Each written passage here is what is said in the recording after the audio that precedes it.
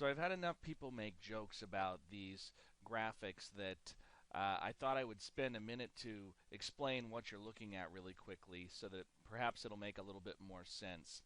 I'm not going to go into great detail, but I want to give you some general idea of what's happening here.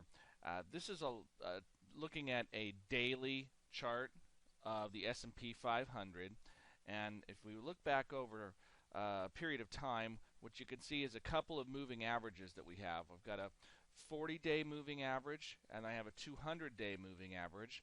This white line is the 40-day, and then this sort of pinkish purple color line is the 200-day. And what I'm doing is I'm tracking the moving averages. This is sort of a way to smooth out the price movement. You can see it's really jagged day to day, these ups and downs in the market. And all I've done was set up a couple of different markers for us. So you see how this white line tops out right here? That's what this red line is illustrating, is where we topped out and came back down. And then we bottomed out down here and started going back up. So that's where I put this green bar at the bottom and the red bar at the top. The green is a support level and the red is a resistance level.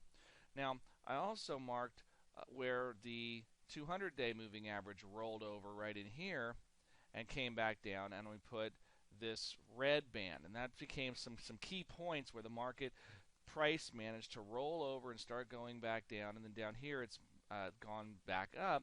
So we're reaching a point where the market has previously evaluated price. It evaluated the price here, that's when the 200-day rolled over. It evaluated the price up here where the 40-day rolled over. And I've measured the distance in between. See this little white line? This is a Fibonacci measurement between these two lines. And that's what these dashes are, is Fibonacci levels. I'm not going to go into what that means per se, but they're significant in that they're patterns that tend to recur again and again throughout nature, and we see them show up in the marketplace as well. So if we come back and just look at the screen from here, you see now clearly measuring between the top of the 200-day and the top of the 40-day, looking at these Fibonacci levels. And the first level, this was that resistance band that I created here, and the market's gone between, and sure enough, we've gone right up to this line, and we've pulled back into this area here. So that's what I really wanted to illustrate. Now, a couple of the things that are significant, you see here the 40-day has actually crossed above the 200-day. It's just barely, but if I highlight right here on screen, what you'll see is you can see the 40-day average at 1258.17 and the 200-day at 1257.22. So just barely over, but that is significant. As we zoom in on this, it'll get a little bit bigger and a little more obvious what's going on. So here's this trend as we've broken above. What this tells us is we've now made it through these resistance levels. It's entirely normal for the market to have little corrections along the way here. I mean, this was a trend that started and corrected before continuing, which it's real likely would see a correction back into this red range or slightly below, and then a resumption up. But I would suspect that somewhere in the not terribly distant future, unless we see a change in the news, strong earnings, this is the next price point that the market's going to want to retest. And it'll be a range. It's not going to be exactly this line.